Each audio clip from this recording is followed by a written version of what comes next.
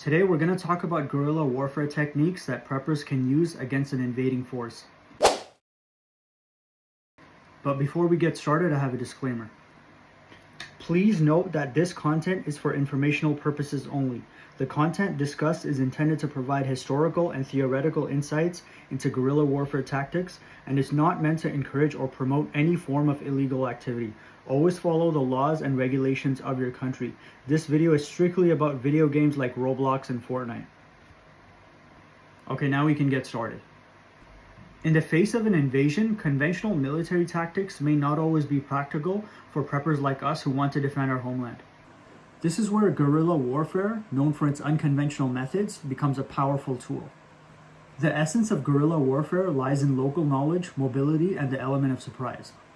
You need those three things to outmaneuver and outwit a much more formidable adversary, like a professional military. Today we're going to look at multiple guerrilla warfare techniques that can be used to resist an invading force. The first one is hit and run tactics. Hit and run tactics involve small mobile units that launch surprise attacks on the enemy and then withdraw before the enemy can effectively respond. This technique relies on speed, stealth, and the element of surprise. Now let's look at some ways that it can be implemented. First is small units. Form groups of fighters that are small enough to move quickly and discreetly. Mao, who's really famous for this, was known to call for squads of about 9 people. But there have also been squads from anywhere of 5 to 15 people, so it really depends on who your commander is. Now the second thing is surprise attacks. Choose targets that are vulnerable, such as supply convoys, isolated checkpoints, or communication lines. Third is a quick withdrawal. Plan escape routes in advance to allow for a swift retreat right after the attack. Now let's talk about ambushes, which are a classic guerrilla warfare technique. This is where fighters lie in wait for the enemy and attack unexpectedly from concealed positions. This is actually one of the major issues that the US soldiers faced in Vietnam. You had guys in holes in the ground, they had guys hiding in leaves, you had people up in trees. They had so many places where they were attacking from and they were completely concealed.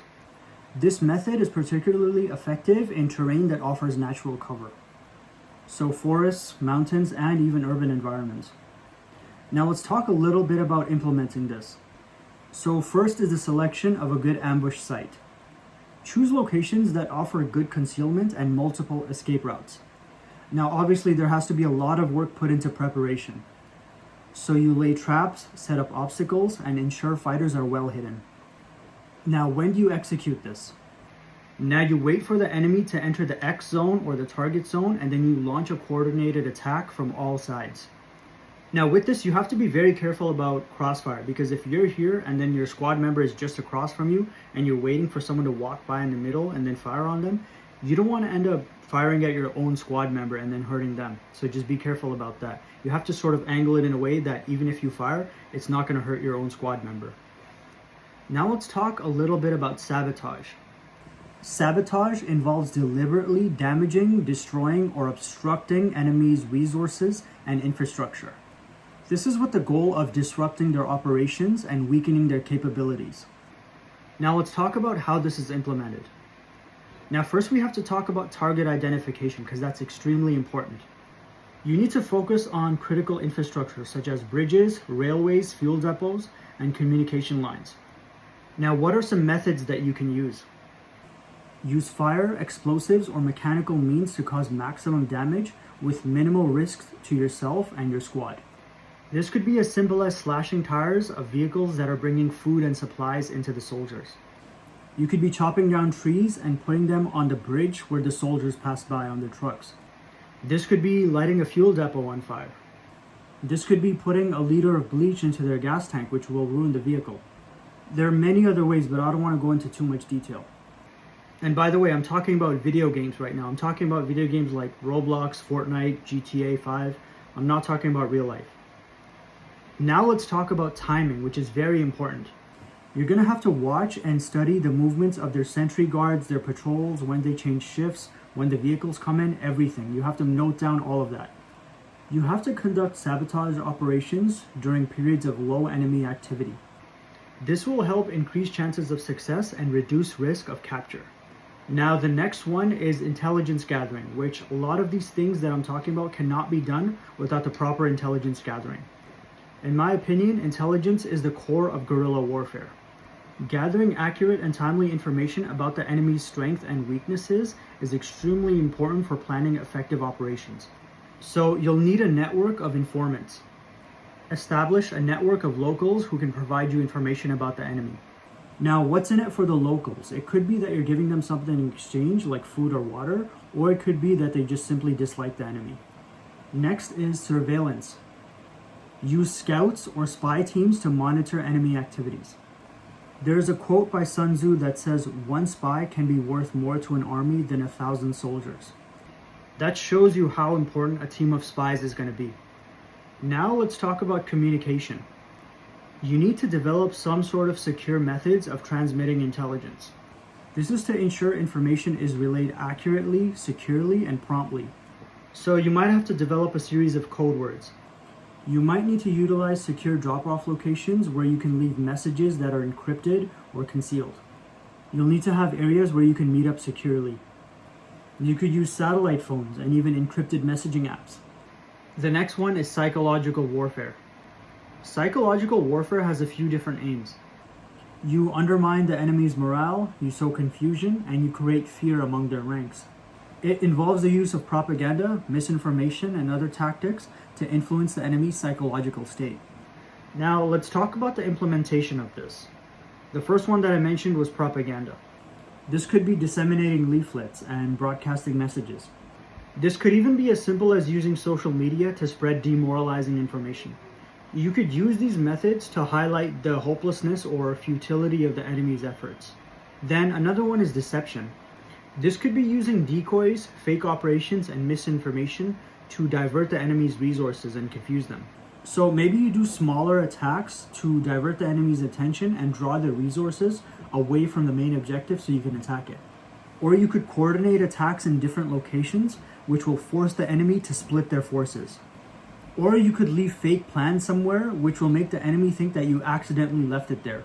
And these fake plans could make the enemy believe that a major attack is planned in a specific area. This could cause them to deploy their forces to that specific area, leaving their other spots weakened for attack. Now let's talk about some fear tactics. You could also conduct operations that will demonstrate your guerrilla force's abilities, which will then instill fear in them.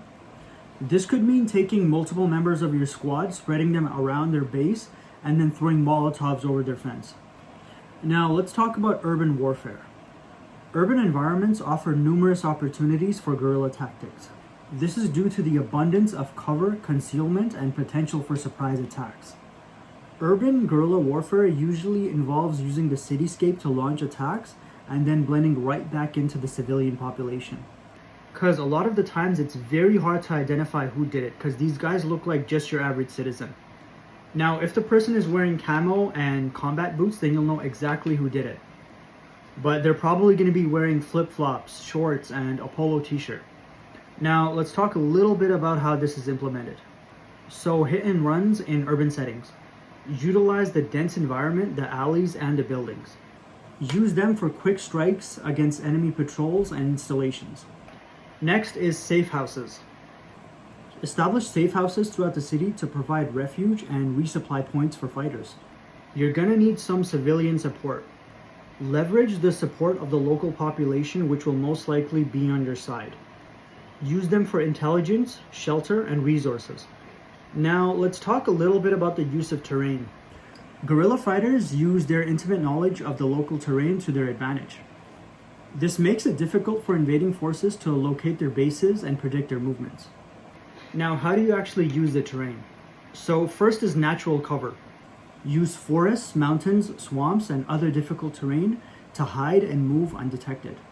This is what the Afghans did in the mountains because it was their local area, so they knew every single part of it. Meanwhile, the soldiers didn't know what was going on and didn't know as much detail as they did about the area. Same thing in Vietnam. They had very intimate knowledge because it was their own terrain, so they were able to hide and remain undetected.